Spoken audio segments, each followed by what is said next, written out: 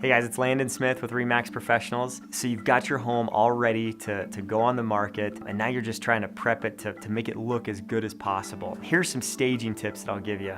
The ideology, I think has to do with trying to make your home as much like a retail store as possible. When you're thinking about this, you want to remove any signs of pet wear or dings as much as we can to make your home look as close to perfect as possible. Understanding that you got to live there, and so it's not going to be 100% perfect, and that's fine. Don't stress too much, but as good as possible is a good idea. So here are a few general tips that we like to follow. There's a feng shui rule that makes a lot of sense on surfaces. Whenever you've got a surface that is cluttered with a bunch of stuff, people's eyes go straight to the stuff and they're not paying attention to the room. And so having either 1, 3, or 5 things on a surface, like a nightstand or a coffee table, any shelving space, stuff like that is a great idea.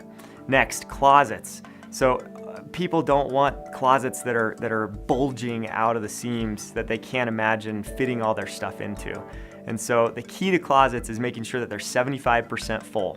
So that way people think, oh, I've got plenty of room to grow in this closet. It's nice and big and spacious. Next, as far as your furniture goes, we want to make sure that you've got the appropriate amount of furniture in a room. Believe it or not, a vacant room looks smaller than a furnished room.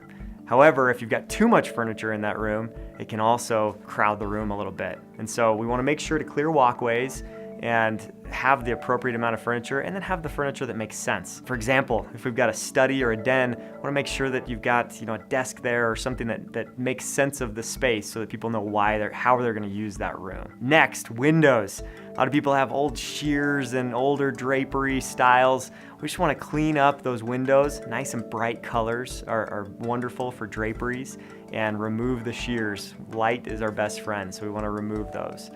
Next, fresh fruit and flowers is a wonderful idea just to liven up the home.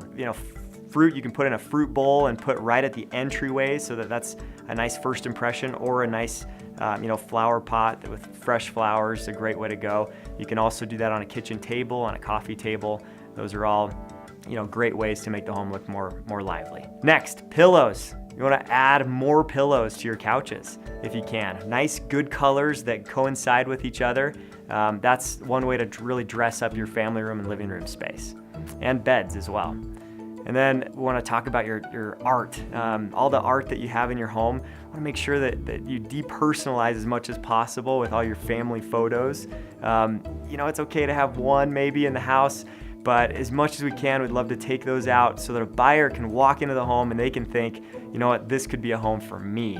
This isn't a great home for that person who lives here.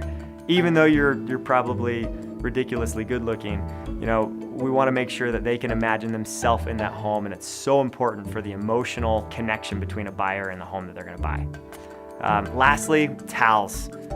Nothing worse than walking in and seeing a used towel hanging up in a bathroom, and the smells that come with that sometimes. It's just not a good appearance in a bathroom. So when a buyer walks through a bathroom, their eyes will go to some of those towels, and you can create some fun popping with the colors of the towels if you want to in your bathroom. But I would stack them in 3s, so 3 towels on top of each other.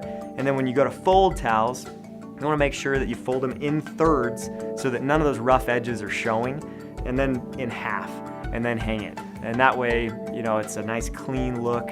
And those tips hopefully will help you to really make this house look like $1 million. Stay tuned for more tips on setting a home up for showings.